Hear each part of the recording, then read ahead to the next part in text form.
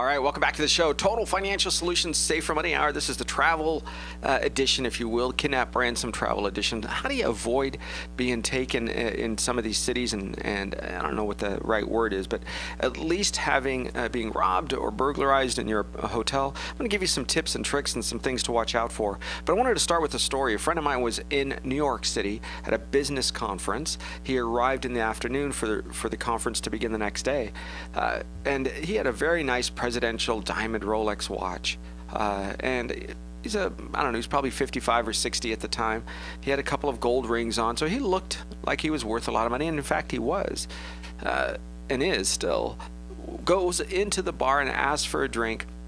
Through that process, gets his drink, starts feeling a little woozy after just one drink. He's like, you know what, maybe the long travel, I'm going to go back to the hotel. And the hotel was across the street, because there was not a bar in the hotel, but there was a bar across the street from his hotel. So he walks back across the street. The next thing he remembers is being woken up with law enforcement around him, naked in a bathtub with cold water and ice. Now, he said, the detective said, do you have any idea how lucky you are? I said, what do you mean? Well, his watch and everything was stolen from him, taken off his wrist. His whole room was basically cleaned out, including most of his clothes. Now, what happened was the jacket that he was wearing was like a light jacket, was thrown behind the bed. And so by the time the detectives came in, they think what happened was the people inside were spooked, because they believe, and they said, oh, we get this all the time. Imagine that. We get this all the time. But normally people are dead. He says, you're kidding me. What they do is they put a little tape on his shoulder, and that indicates to the bartender who to serve what particular special drink. And then they follow him as he walks outside and walks back to his hotel. And then as he gets into his room, they go in and they strip him down, put him in the bathtub, and they usually kill them. Isn't this incredible? And so they take everything, but they must have been spooked because they didn't get a chance to kill him, however which way they do it, I don't know. And then the ice in the bathtub means that he doesn't decompose as quick. I know this is gross at lunchtime, but that's about it. But here's what they did. They found the shirt with the tape on his right shoulder that was thrown behind the outer shirt or kind of light jacket that was thrown behind the bed. And something happened that spooked him. Now, his watch was gone. I don't know what it was, $15,000 or $20,000 watch, whatever, it might be more. His insurance replaced it, or at least up to a certain value. Now, I share this with you because that's New York, a nice hotel. A guy like this doesn't stay in, the quote, the shady part of New York. It's just a guy who, quote, had too much to drink, and I'm just going to help him to his room. Who knows what happened? But they know what hotels have cameras and where. These people are not dumb. This is a full organized ring. Now, I share that with you because I want you to realize that if that can happen in New York City, can it not happen in, you pick the city or the country, around the world? So be very careful with who you go out with. You never leave your drink. You watch it being prepared. I know it sounds a little paranoid. If you can be very dressed down, if you will, not wearing fancy clothes or things that will attract attention outside of the comfort level that you're shooting for. Because here's the key. The audience of these particular policies, the kidnap ransom policies, and this particular gentleman, I don't know if he had one on him or not, but they weren't intending on kidnapping him. They were intending on killing him. That's a pretty big deal. And you realize the entire room was wiped down, meaning there weren't any fingerprints, there wasn't anything extra going on. They could not figure it out. And to this day, I think it still hasn't been solved. But he said that they get this pretty normally because they find people in the bathtub. Now, usually it's an overdose or maybe they, quote, hit your head or whatever their story is. But a lot of this is not going to be something that I want you to focus on your family vacation. But some of you like to do some crazy things, like go to the South Korean border with North Korea and backpack, or in China, backpack along the border with North Korea. Well, look, North Koreans don't follow any laws. If they jump over the border and snatch you, especially if you're a Westerner, and pull you back over and say you crossed, surprise, you know that's happened. Just watch the news. There's families right now, at least 2 that I know of, that are active cases where people are still waiting to get out of prison for, violating the great leader of whatever his name is, right? So here's some of the problems that I want you to be, or some of the considerations, let's put it that way. The major factors in insurance with underwriters of the kidnap ransom policies, including where you're going to travel, what kind of industry you're in, because certain industries are targeted. If you're in the oil industry in Venezuela, that was a problem, still is.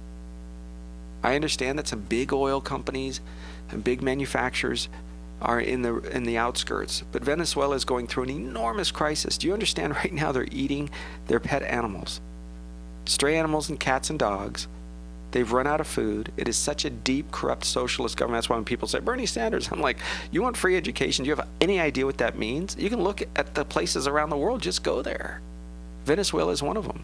The riots are in the streets. Why? Because there is no incentive for somebody to make more loaves of bread because the government doesn't pay you for them. And people don't have any money because they don't have jobs. So why would you make more shoes or loaves of bread, or you fill in the blank? So imagine you happen to be there now. In 1983, August of 1983, I was in Buenos Aires, Argentina. My dad had a friend there that was in a pretty high level position, and we were able to stay in a nice hotel. And here we are walking down the street, and just beautiful street, largest street in the world, if I remember right, the widest street, Carlos Pellegrini. Still remember that because it's a pretty cool name.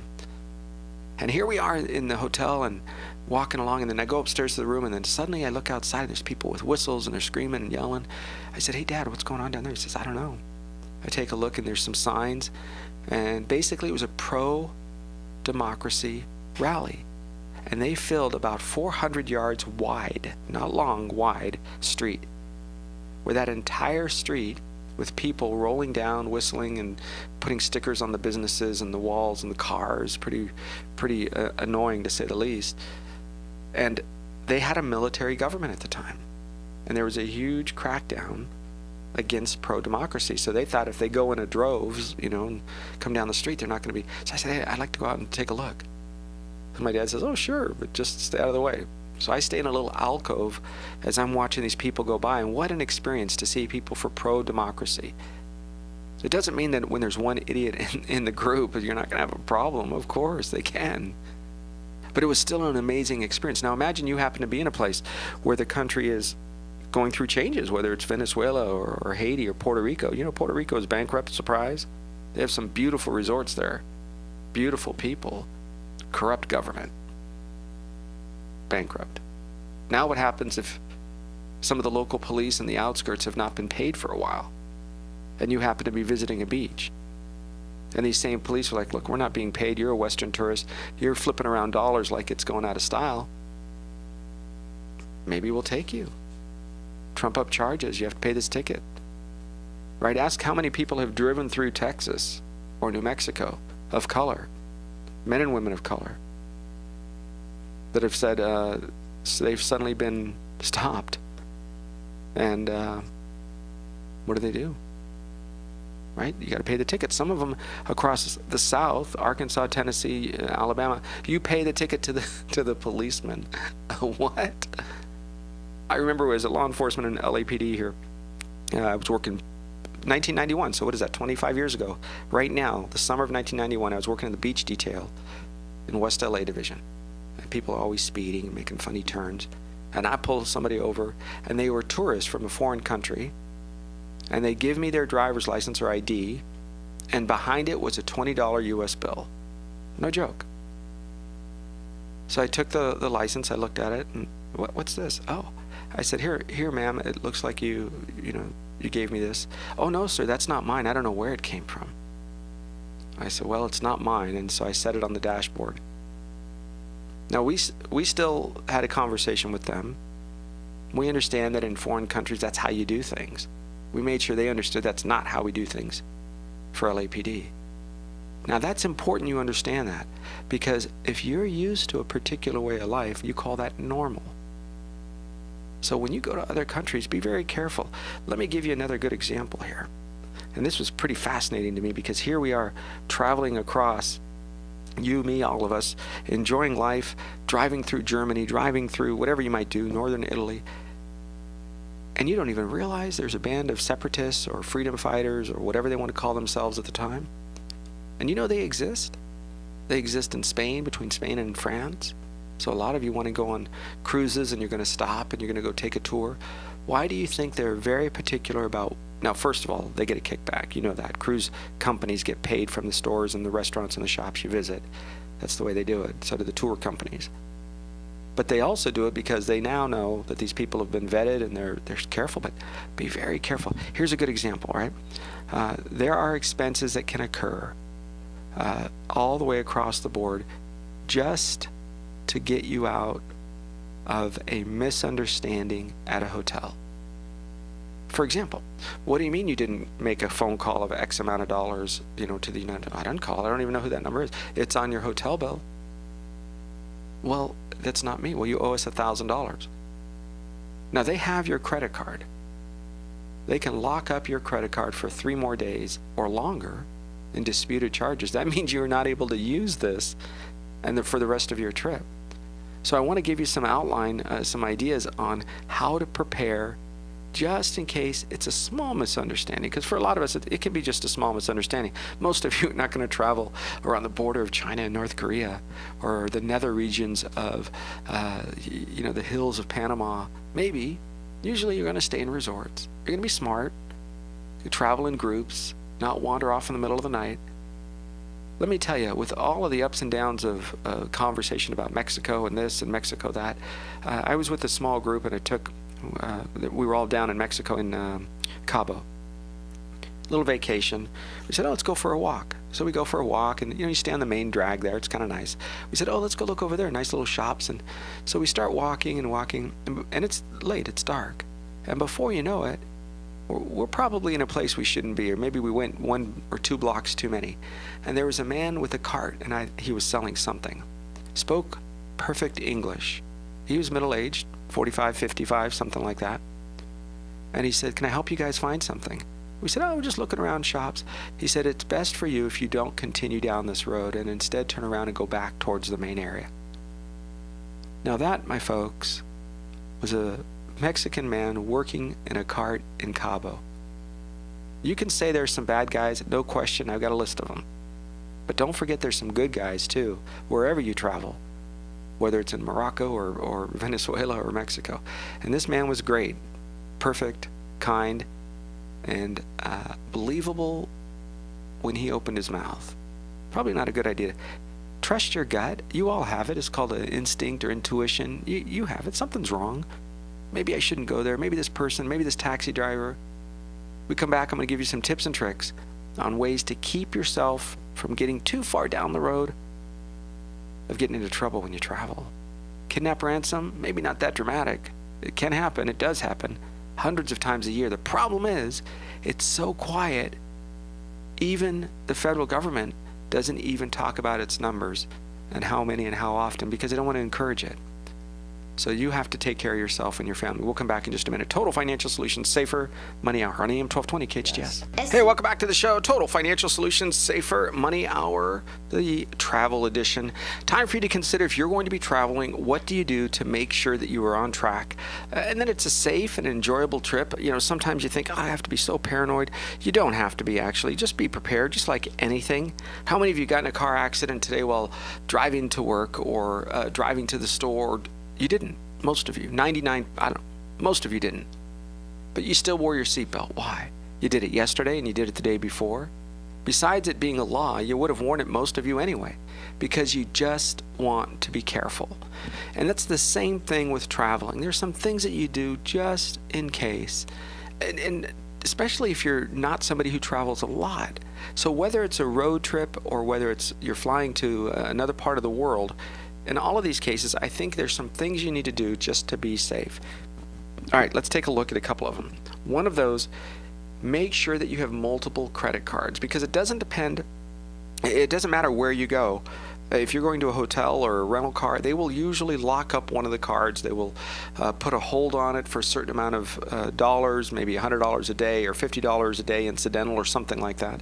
When they do that, it takes 3 or 4 or 5 days after you check out for those funds to be released. Now, that means that you're not able to use it to check in to the hotel the next day, right? You have to stay somewhere in those 3 days. It's not 3 days and homeless and 3 days and homeless. So you need to find a place to stay, obviously, and that's a part of putting down the credit card as a deposit, or at least to hold it. So travel with at least 2 credit cards, and don't have massive limits on it, $20,000, $30,000 limits. A lot of people have those limits these days. Stay away from that, in my opinion, on the ones that you travel with, or use that one as kind of a backup, hidden, put away in a safe or in that special place. You're not going to be getting it each and every single time you travel, you go to the store. And what I want you to do is you're going to use one when you check in, the next one when you check in the next day. By that time, in a day or two after you check into the next hotel, or you receive the next rental car, the first one should be freed up. And that will allow you to have access to monies pretty regularly without worrying about the availability of those funds. Number 2 is, when you're traveling and you can pay with cash, as opposed to having that credit card circulating amongst everybody, I want you to do this. You don't put all of your cash in one place. So you reach into your front right pocket or your front left pocket, wherever you might keep your money. You use those dollars, and meanwhile you have hundreds of dollars that are peeled away. No. If you're going to go out shopping, you keep 40, 50, 60, whatever number is appropriate in one pocket, and the rest of your money may be in the other, or in this part of your wallet. But they see you going into your wallet. They see you. That's where you're putting your money. That's where you're keeping your special. Don't do that. Leave that separate. You need to still shop. You want to buy some, water or something. Great. Use the $10 or the $20 bill that's in that safe. And then when it's time to add extra money to that safe place, go either back to the hotel room if you're there.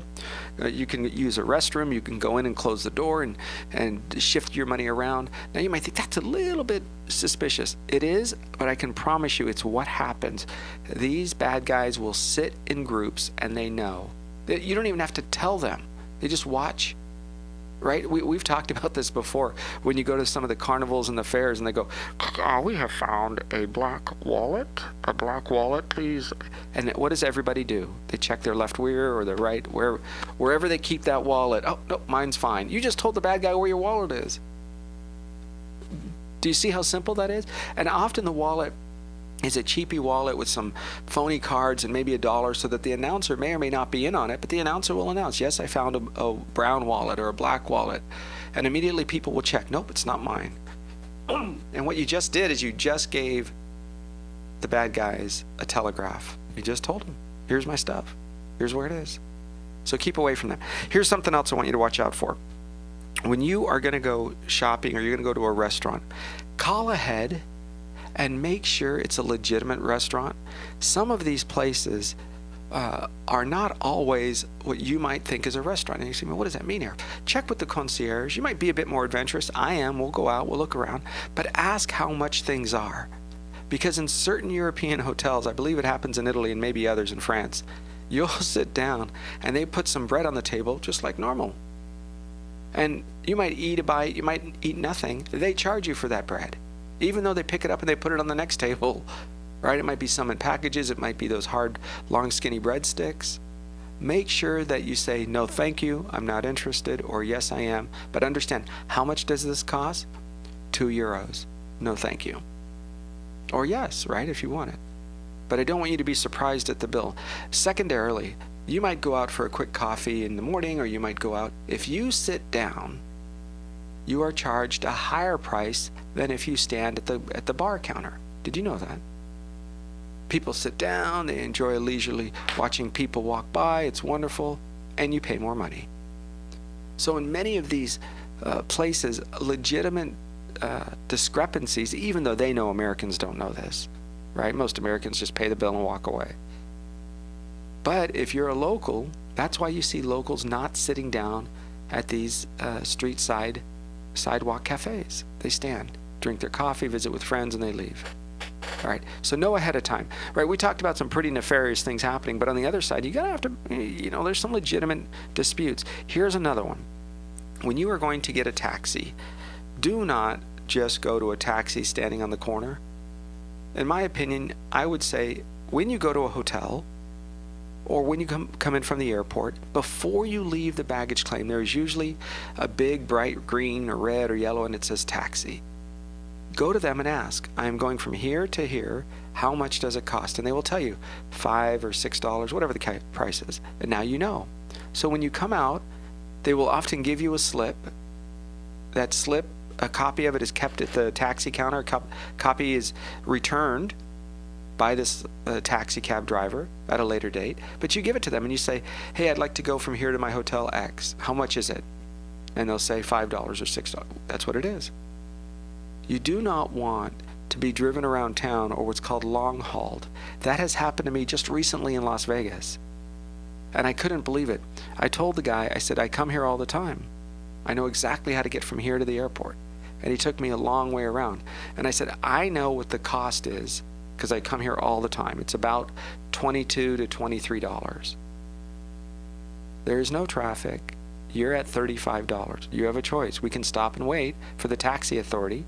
And in the United States, the taxi authority, you call them, that taxi cab is out of service, parks and waits for the taxi service to come. Now, my recommendation, especially if it's in a place you don't know, is you hit your Google Maps or your Earth, your Google Travel.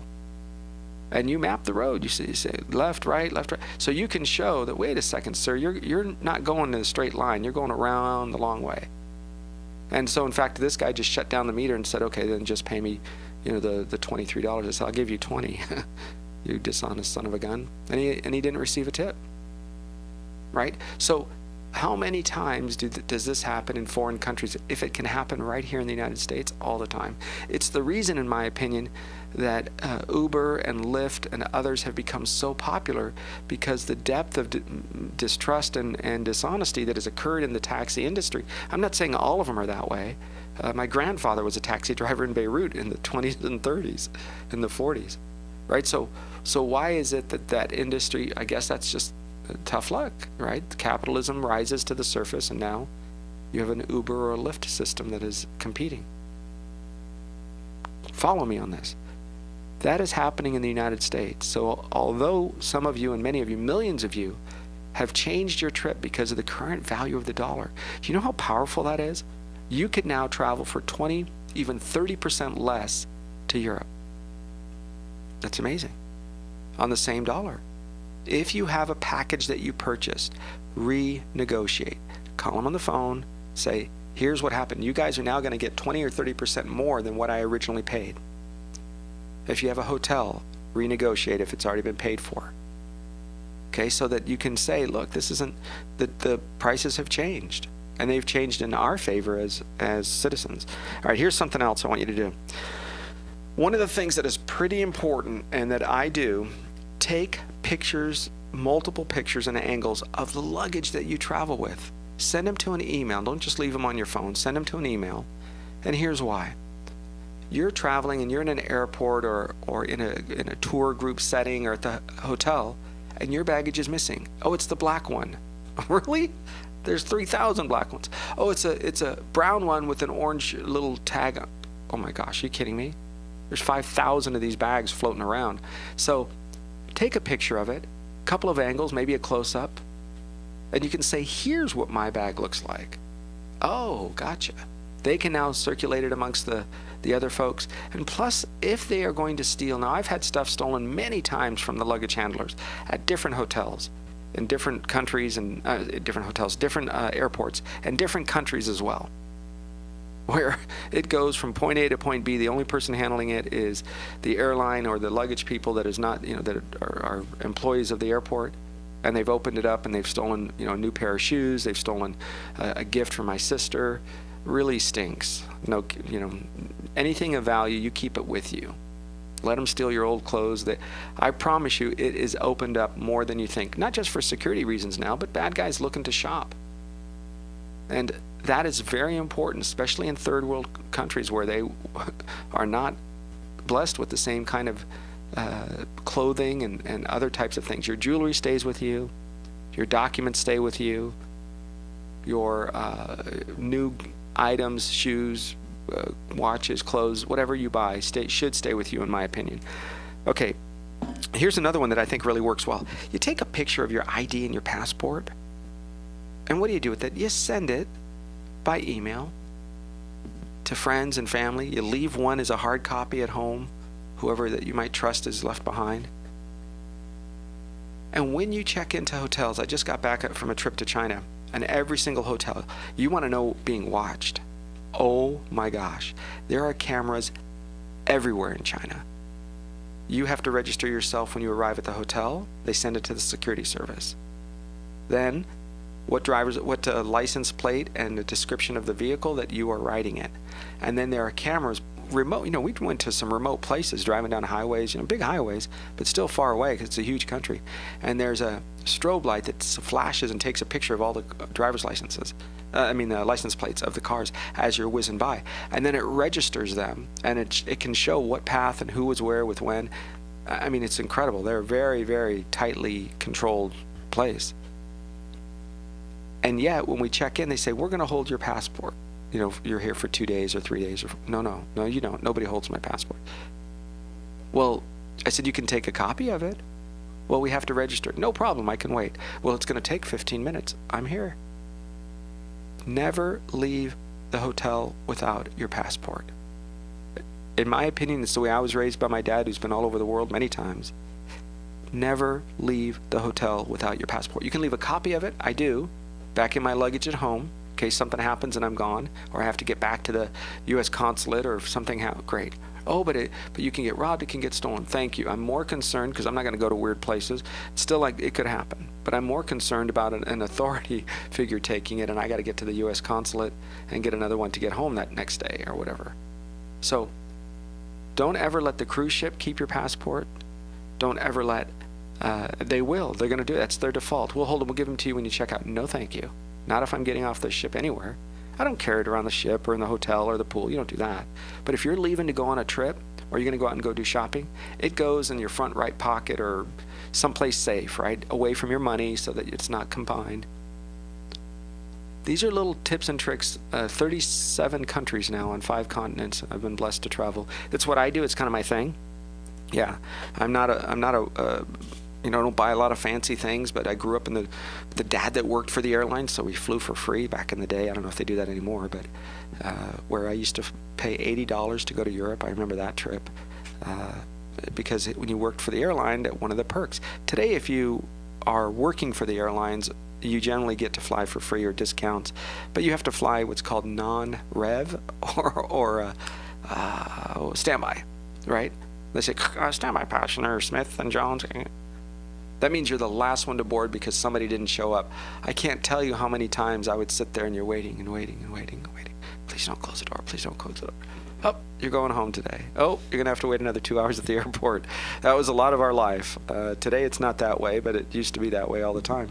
And you would sit there and say, gosh, how do I get to be boarding first? How do those guys in business class and first class? That was always the dream, to not have to wait, no luggage space, and you're sitting in the middle seat or whatever. So these are experiences. Why? Because 1,000 things that could have gone wrong have gone wrong in all the millions of miles that I've flown. But I want you to focus on a couple of things.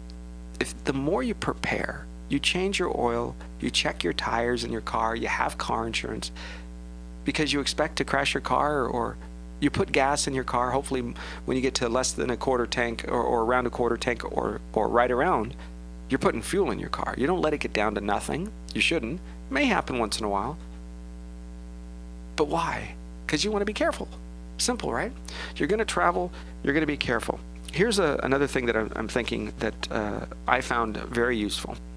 You're walking along the street. You're enjoying life. You're shopping. You're trying out some of the local flavor. It's really exciting. Maybe you hire a local tour person from a reputable company, right?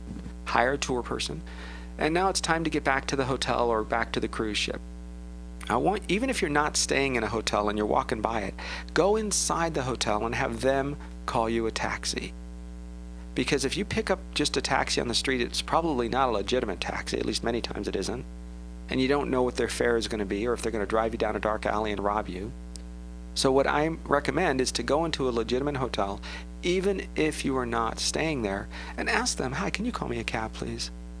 And then with Google Translate today, you can just get on and say, how do I say, can you call me a cab? And if it's a concierge, they are often very well versed in English, and certainly kind enough to know how to call you a cab. And you want to take a business card from there, right? You want to ask their name.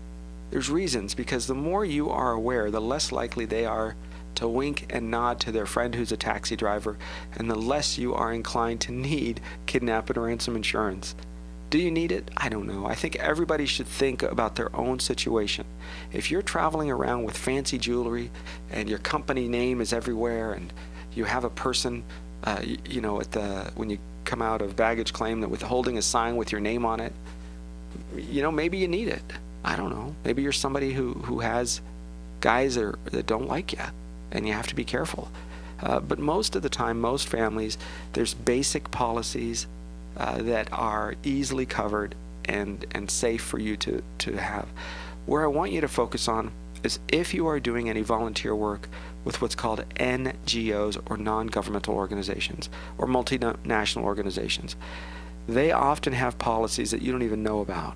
Whether you're drilling wells for people in Africa, whether you're feeding or teaching people in India, or down in Central America. We did a dental missions trip down there where we went all the way up into the countryside, 6 hours by car from the city, just to do a dental treatment, if you will, for some of the folks, the Mayan Indians in the north. Pretty incredible thing. You are now with the spotlight on you. You are in a very foreign place with a spotlight. So in something like that, yes, I would recommend you do have kidnap ransom insurance. You're the only one in that town. You're far away from locals. It's easy for you to disappear and for people to take you. So when you do, they will give you a training on what to say, what not to say. But if your company has it and you don't even know it, then you don't even know it. And you're not supposed to know it. You just tell them who your boss's name is, I guess, and then eventually somebody figures out, yep, this is a kidnap ransom policy. Now, what about the more likely scenario that's going to occur? More likely than anything, you're going to need medical care. If you're going to need medical care on the ground, whether you're climbing, waterfalls in the Caribbean, or whether you are walking and hiking through Machu Picchu or the Great Wall, you might stub your toe, you might fall down and break your ankle. All sorts of things can happen. When that happens and you need medical coverage, there is specific insurance that covers you when you are overseas. And even in the worst case scenario, and I've been on a trip once where this happened, there was an older gentleman with us who had complications from diabetes, and he had to be flown home in one of those private jets, where they have a doctor and a nurse and two pilots, and it's like basically an ambulance in a jet. And he had to be flown home from a trip we were on. There was a group of us back to the United States. In fact, I think he had to go to Canada because that's where he was from. And that was part of it, right? They bought the insurance, whatever it was at the time. And today you can still do that. You can buy insurance that covers you, that brings you back to the United States, back to your doctor. If you have a specific medical treatment, if you're traveling with somebody who's inclined to maybe get hurt or sick, there may be something you can do to kind of protect that. Medical insurance for you, it's called travel medical insurance, or travel Med-Cal. It'll bring you back to the United States. Thanks for listening, guys. Look, we've got a lot to go on. I want to touch base with you here. We're going to have some things coming up in the future. If you've had some issues with some of the parking here in Santa Clarita, I know it's an off topic, but this is starting to come to the surface here. If you think there's some integrity issues, not, hey, I made a mistake and I don't like the fee, that's different. But if you think there's some integrity issues with that department, with the parking enforcement, you can always reach out to us here at hometownstation.com. Click on Total Financial Solutions and talk to me. We have more to come on that in the future. Total Financial Solutions, I'm Arif Halaby on AM 1220 KHTS.